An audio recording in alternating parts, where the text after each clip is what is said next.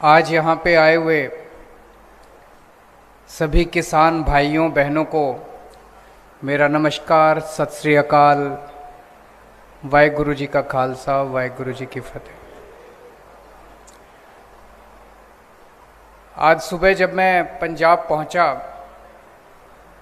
तो बड़े दुख की खबर सुनने को मिली कि 3 महिलाएं सिंघू बॉर्डर पे, टिकरी बॉर्डर पे जो संघर्ष कर रही थी किसानों के साथ, एक ट्रक ने उन तीनों को कुचल दिया और उन तीनों की मौके के ऊपर उन तीनों की मौत हो गई। सबसे पहले मैं उन तीनों को श्रद्धांजलि अर्पित करता हूं। भगवान से प्रार्थना करता हूं कि उन तीनों की आत्मा को अपने चरणों में स्थान दे और उनके जो परिवार वाले हैं उनको इतना बड़ा दुख सहने की शक्ति दे। जो दोषी लोग हैं, जो ट्रक ड्राइवर है या जो भी लोग हैं, उनको तुरंत सरकार गिरफ्तार करके कड़ी से कड़ी सजा दे।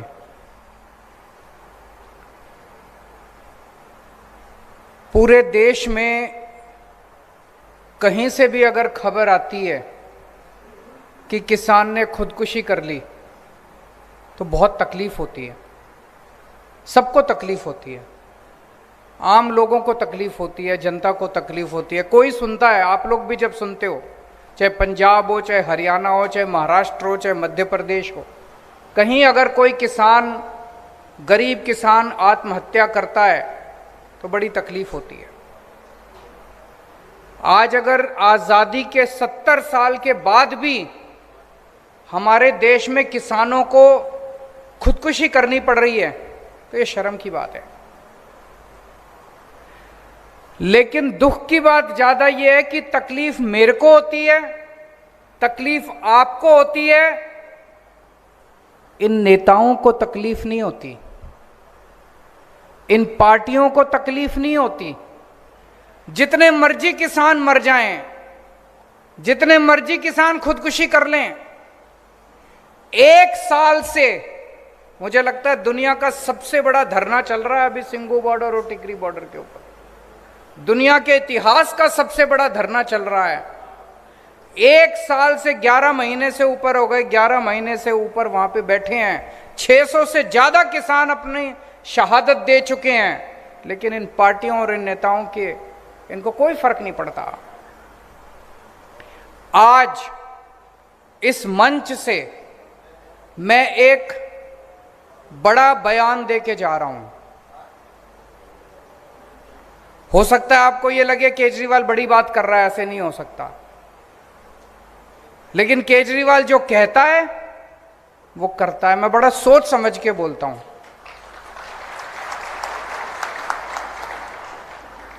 मैं पूरी जिम्मेदारी के साथ आम आदमी पार्टी की तरफ से आपको यह विश्वास दिलाता हूं, फरवरी के महीने में चुनाव है, मार्च के महीने में नतीजे आ जाएंगे। 1 अप्रैल के बाद से पंजाब के अंदर किसी किसान को खुदकुशी नहीं करने देंगे हम लोग। हमारी जिम्मेदारी है, उसके लिए जो करना पड़ेगा हम करेंगे। लेकिन बहुत हो गया, अब 70 साल हो गए। 70 साल के अंदर अगर हम ये, इसका मतलब इनकी नीयत खराब थी। ऐसा नहीं कि ये हो नहीं सकता, इनकी नीयत खराब थी। पहले कहते थे स्कूल ठीक नहीं हो सकते, सरकारी स्कूल, दिल्ली में करके दिखा दिए। पहले कहते थे सरकारी अस्पताल ठीक नहीं हो सकते थे, दिल्ली में करके दिखा दिया। मैंने दिल्ली में जब पहला चुनाव लड़ा, मैंने कहा मैं बिजली फ्री कर दूंगा, मेरा मजाक उड़ाते थे ये सारे पार्टी वाले। दिल्ली में करके दिखाई कि नहीं दिखाई? आज मैं आपको वादा करके जा रहा हूं, 1 अप्रैल के बाद से पंजाब के अंदर कोई किसान खुदकुशी नहीं करेगा। किसी किसान को हम खुदकुशी नहीं करने देंगे। अभी थोड़े दिन मैंने पढ़ा,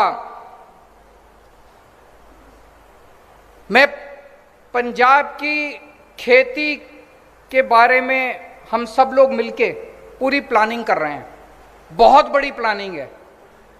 मैं 1 महीने बाद फिर आऊंगा, वो सारी प्लानिंग आपके सामने रखूंगा और आपको यकीन दिलाऊंगा कि जो मैं कह रहा हूं वो ठीक कह रहा हूं।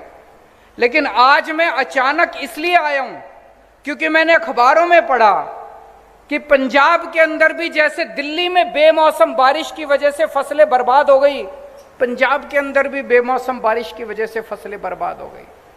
पंजाब के अंदर भी गुलाबी सुंडी की वजह से फसलें बर्बाद हो गई और उसके ऊपर कोई कार्रवाई नहीं कर रही सरकार, ऐसा मैंने अखबारों में पढ़ा। इसलिए मैं उस मुद्दे के लिए आज यहां पे आया हूं। फिर अखबार में मैंने पढ़ा चन्नी साहब नए नए मुख्यमंत्री बने हैं। चन्नी साहब एक गांव में गए जहां पे गुलाबी सुंडी फसल बर्बाद हुई थी और वहां पे एक किसान को गले लगा लिया। उस किसान का नाम भी नाम याद नहीं आ रहा मेरे को, हैं जी, हरप्रीत। उस किसान को गले लगा लिया और बोले मैं मुआवजा दूंगा, जिन जिन किसानों की फसलें बर्बाद हुई है सबको मुआवजा मिलेगा। सारे गांव के लोग बड़े खुश हो गए, उनको लगे यार अब एक मुख्यमंत्री आया है। अभी 1 हफ्ता पहले अखबार में खबर छपी, वो बेचारा हरप्रीत कह रहा है जी गले तो लगा लिया मेरे को, सारी बसों के पीछे फोटो भी चिपका दी मेरी गले लगते हुए। बोले 1 महीना हो गया अभी तक मुआवजा नहीं मिला। जिसको गले लगाया उसको भी मुआवजा नहीं दिया, जिस गांव में गले लगाया उस गांव के लोगों को भी मुआवजा नहीं दिया। मैं चन्नी साहब को, कई लोग मेरे को आते हैं, मेरे को कहते हैं चन्नी साहब आजकल आम आदमी की नकल कर रहे हैं। मैं चन्नी साहब को कहना चाहता हूं, चन्नी साहब आम आदमी की नकल करना बड़ा आसान है, अमल करना बड़ा मुश्किल है। वादे करने बड़े आसान हैं, वादे निभाने बड़े मुश्किल हैं।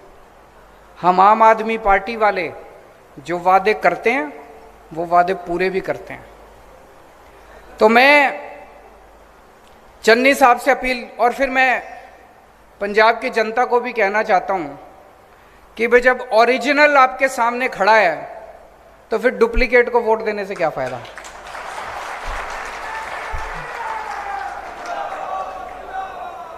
जब ओरिजिनल आपके सामने खड़े हैं तो फिर नकलची को वोट देने से क्या फायदा, डुप्लीकेट को वोट देने से क्या फायदा। ओरिजिनल को ही लो ना, ओरिजिनल माल लो मार्केट से, वोट दोगे तो ओरिजिनल माल मिल जाएगा।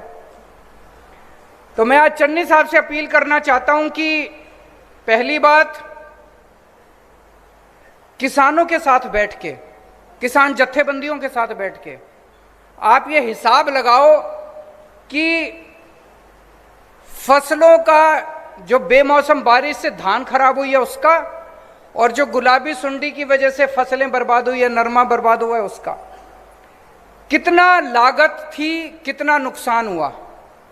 जितनी लागत थी कम से कम उतना तो भरपाई करो। ये 8,000 रुपये कहां से आ गया? 8,000 रुपये से तो किसी ने अभी बोला कि 40,000 रुपये दिए 5 एकड़ के, वो भी 37,000 काट कुट के दिए। 37,000 में हमारा क्या होगा? 37,000 में तो घर का खर्चा भी नहीं निकलेगा।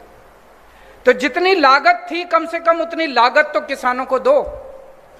दिल्ली में हम दे रहे हैं। दिल्ली में 2015 में मेरी सरकार बनी, फरवरी के महीने में। अप्रैल के महीने में मेरे पास किसान आए, बोले जी हमारी फसल बर्बाद हो गई। मैं किसानों के साथ उनके गांव में गया, गांव के अंदर ही मीटिंग बुलाई सारे किसानों की। वहीं पे उन्होंने मेरे को सारी कैलकुलेशन करके दी। कैलकुलेशन करके उन्होंने बताया जी 18,000 रुपये एकड़ के हिसाब से हमारा नुकसान हुआ है। वहीं पे उसी गांव के अंदर अफसरों को हमने ऑर्डर करा, 20,000 रुपये एकड़ के हिसाब से हमने ऐलान कर दिया, और 3 महीने के अंदर, ऐसा नहीं कि ज्यादा, 3 महीने के अंदर सबके अकाउंट के अंदर पैसा चला गया। उसके बाद से लेके हमने पॉलिसी बना दी, तब से लेके आज तक जितनी बार पिछले 7 साल के अंदर दिल्ली के अंदर किसानों की फसलें बर्बाद हुई है, हमने 20,000 रुपए एकड़ के हिसाब से उनको मुआवजा दिया है। तो मैं चन्नी साहब से कहना चाहता हूं, अपील करना चाहता हूं कि आप भी जितना बर्बाद जो फसल की लागत है उस लागत को कम से कम आप इनको दो। और मैं पंजाब के किसानों को कहना चाहता हूं कि अगर चन्नी साहब आपको आपकी लागत नहीं देते, मेरी आपसे हाथ जोड़ के विनती है, खुदकुशी मत करो, खुदकुशी मत करो। बड़ी तकलीफ होती है, हमें भी तकलीफ होती है, हमें अपना बेटा मान लो, छोटा भाई मान लो अपना, खुदकुशी मत करो। मैं समझता हूं, मेरे को किसान बताते हैं अगर हम फसल ना लगाएं, बोले तब भी चल जाता है, लेकिन अगर पैसा खर्च करके, खाद खरीद के, बीज खरीद के अगर हम फसल लगाएं, पैसा उठा के फसल लगाएं और फसल बर्बाद हो जाए, बोला फिर तो हम कहीं के नहीं बचते, हमको पैसा वापस करना पड़ता है, पैसा वापस करने को होता नहीं है, तो हम कहीं के नहीं बचते, इसलिए आत्महत्या करने को मजबूर हो जाता है किसान। मैं आप सबसे अपील करना चाहता हूं, सारे पंजाब के किसानों से अपील करना चाहता हूं, आत्महत्या मत करना। मार्च में सरकार बनेगी, अगर चन्नी साहब ने पूरा मुआवजा नहीं दिया, 30 अप्रैल तारीख नोट कर लो, 30 अप्रैल तक आपके अकाउंट के अंदर आपका पूरा मुआवजा चला जाएगा।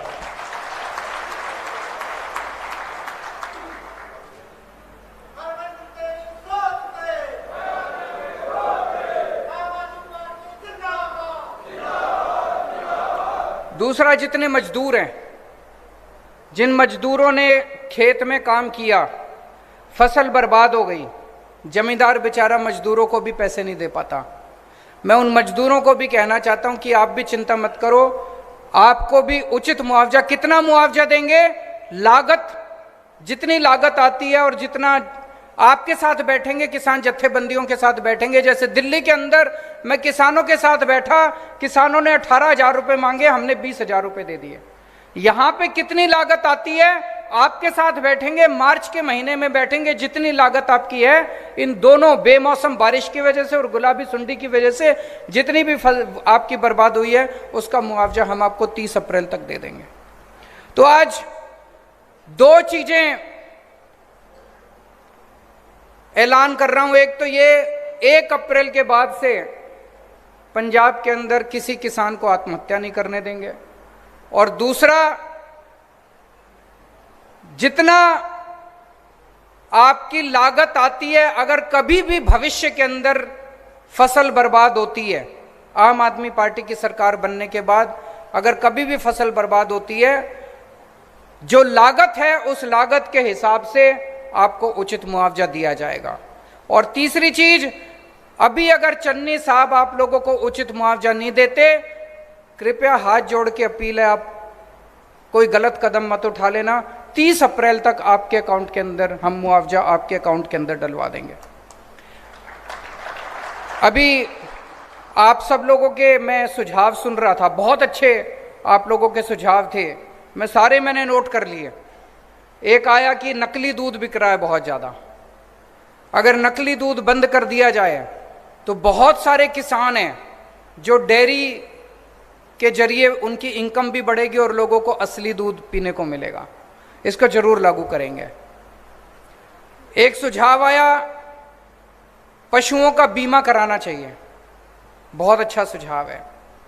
एक किसी ने, शायद हमारा दिल्ली का वो जो हमने घोल बनाया है, पराली, अभी एक किसान पराली जलाने के लिए मजबूर होता है, मजबूरी में जलानी पड़ती है। एक किसान भाई ने बताया कि जी सबसे ज़्यादा जब वो किसान अपने खेत की पराली जलाता है, सबसे ज़्यादा धुआं तो उस किसान के परिवार को झेलना पड़ता है, वो किसान बीमार होता है उस धुएं की वजह से।